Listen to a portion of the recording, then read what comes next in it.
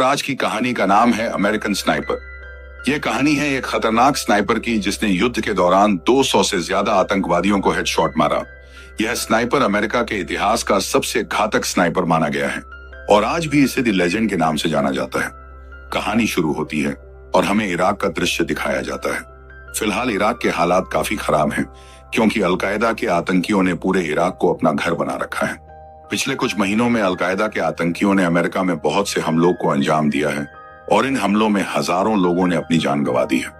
इधर यूएस ने भी अपनी सेना की कई टुकड़ियों को इराक भेजा है क्योंकि उन्हें खबर मिली है कि उन सभी हमलों का मास्टरमाइंड है नाम इराक में छुपा बैठा है। शहर में रोजाना कई ऑपरेशन चलाए जाते हैं जिसमें आतंकियों को ढूंढ ढूंढ कर मारा जाता है। ऐसे ही एक मिशन के दौरान हम एक स्नाइपर को देखते हैं जिसका नाम है क्रिस गायल।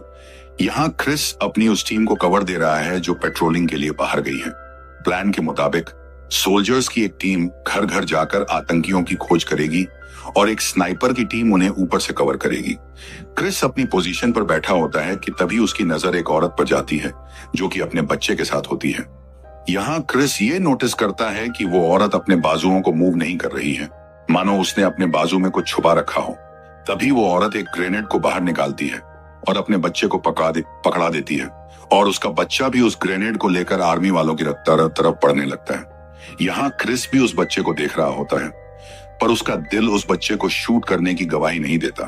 पर अगर उसने उस बच्चे को नहीं मारा तो उसके बहुत से साथी मारे जाएंगे और अब ना चाहते हुए भी क्रिस को यह शॉट लेना पड़ता है। और अब कहानी जाती है फ्लैशबैक में। यह वो वक्त है जब क्रिस एक छोटा बच्चा था और अपने पिता के साथ शिकार पर आया था। तभी उसने गोली चलाई और एक हिरण का शिकार किया। अब एक्साइटमेंट में आकर उसने अपने राइफल को वहीं फेंक दिया और शिकार को देखने चला गया। अब यह देखकर क्रिस के फादर थोड़े नाराज हो जाते हैं और अपने बेटे को समझाते हैं कि उसे हमेशा ही अपने हथियारों की इज्जत करनी चाहिए। ऐसे ही दिन बीतने लगते हैं और अब सालों बाद क्रिस काउबॉय बन चुका है। एक दिन जब वो अपने काम से घर आता है तो वो देखता है कि उसकी गर्लफ्रेंड किसी और के साथ इंटीमेट हो रही है और ये देख देख कर क्रिस पूरी तरह से टूट जाता है। वह अपनी गर्लफ्रेंड को घर से निकाल देता है और अपने गम को बुलाने के लिए शराब की बोतलों का सहारा लेता है। तभी टीवी पर एक न्यूज आती है जिसमें यह बताया जाता है कि अलकायदा के आतंकियों ने यूएस एम्बेसी पर हमला कर दिया है और इस हमले में बहुत से लोगों ने अपनी जान गंवा दी है। अब यह सब देखकर क्रिस को काफी दुख होता है और ना जाने कहां से उसके दिमाग में सोल्जर बनने का ख्याल आता है। वो डिसाइड करता है कि वो एक अच्छा यूएस सोल्जर बनेगा और अपनी कंट्री को सर्व करेगा। कुछ दिनों बाद क्रिस आर्मी का इंटरव्यू देने पहुंच जाता है और लकीली उसका सिलेक्शन भी हो जाता है और अगले दिन से ही उसकी ट्रेनिंग भी शुरू हो जाती है। इस ट्रेनिंग के दौरान उसे अलग अलग टास्क को करना होता है जो कि एक सोल्जर को मेंटली और फिजिकली फिट बनाती है।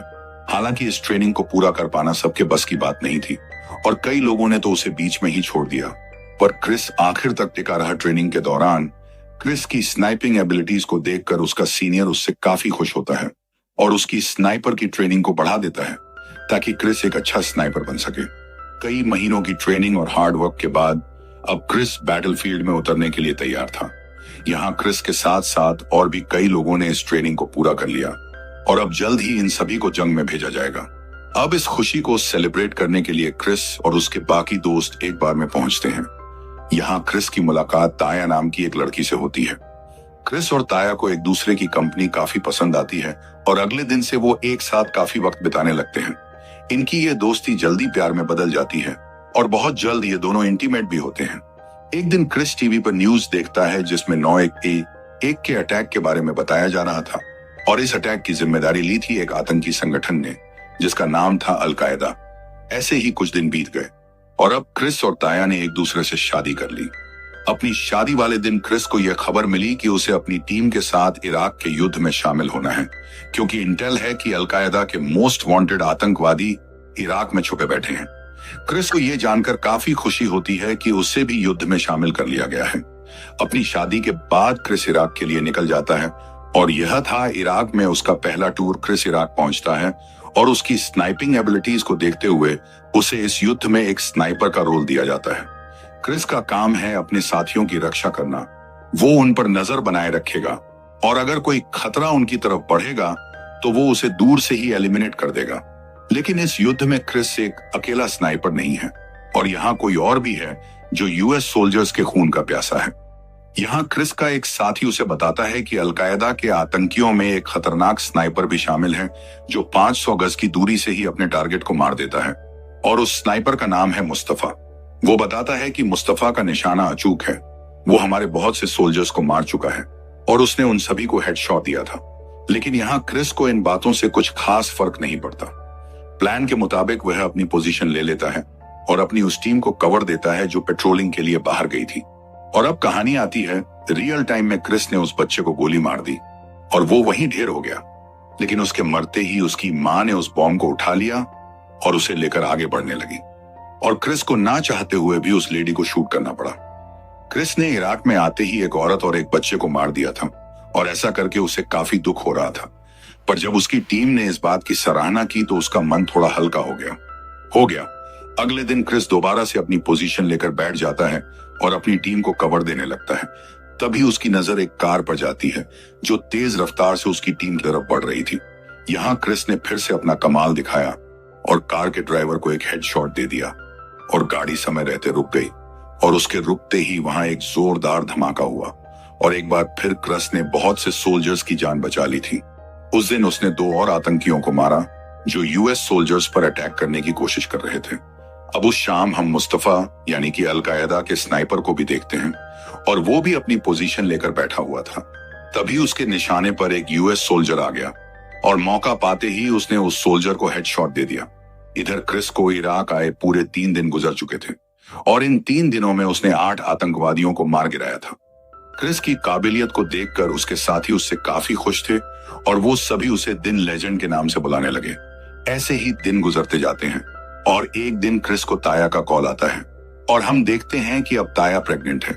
यहाँ क्रिस ताया से उसकी तबीयत पूछता है और ये दोनों काफी देर तक आपस में बातें करते रहते हैं। थोड़ी देर बाद क्रिस का सीनियर सभी सैनिकों के साथ एक मीटिंग करता है और उन्हें एक आदमी के बारे में बताता है जिसका नाम था अबू मुसाब अल जरकावी।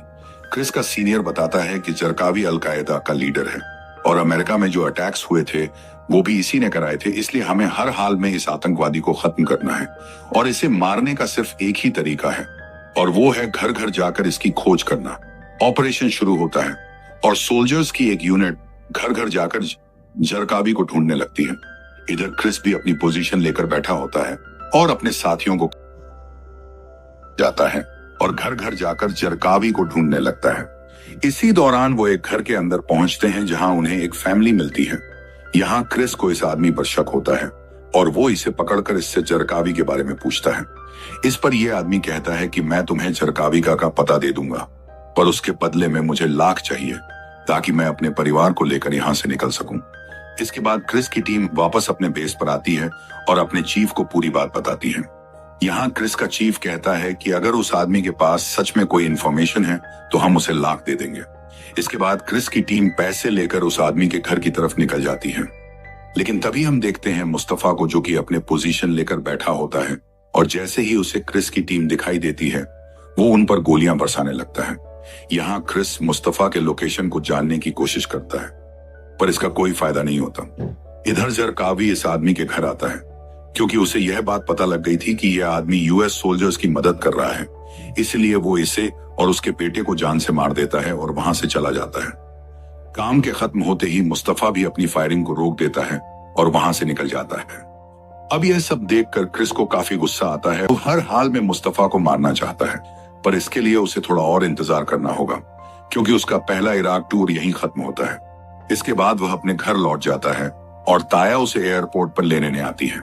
अब क्रिस घर तो लौट आया था पर उसका दिमाग अभी भी जंग के मैदान में था। वह सारा दिन अपने ख्यालों में डूबा रहता और टीवी पर युद्ध की खबरों को देखता रहता। एक दिन ताया के पेट में अचानक से दर्द बढ़ने लगा, इसलिए वो फौरन हॉस्पिटल पहुंचे और यहाँ ताया ने एक लड़के को जन्म दिया। ऐसे ही दिन गुजरते जाते हैं और क्रिस का दूसरा इराक टूर शुरू हो जाता है। जब क्रिस इराक पहुंचा तो उसे बताया गया कि उसकी काबिलियत को देखते हुए उसका प्रमोशन कर दिया गया है और अब वो एक आर्मी चीफ है। यहाँ क्रिस का सीनियर उसे बताता है कि तुम पूरे इराक के सबसे मोस्ट वांटेड आदमी बन चुके हो और तुम्हारा सबसे बड़ा दुश्मन है जरकावी, और उसने तुम्हारे सर पर इनाम भी रखा है। लेकिन क्रिस पर इन बातों का कोई असर नहीं होता। इराक आते ही वो एक टीम बनाता है और जरकावी की तलाश जारी रखता है। इस दौरान क्रिस की टीम को यह खबर मिलती है कि अब जरका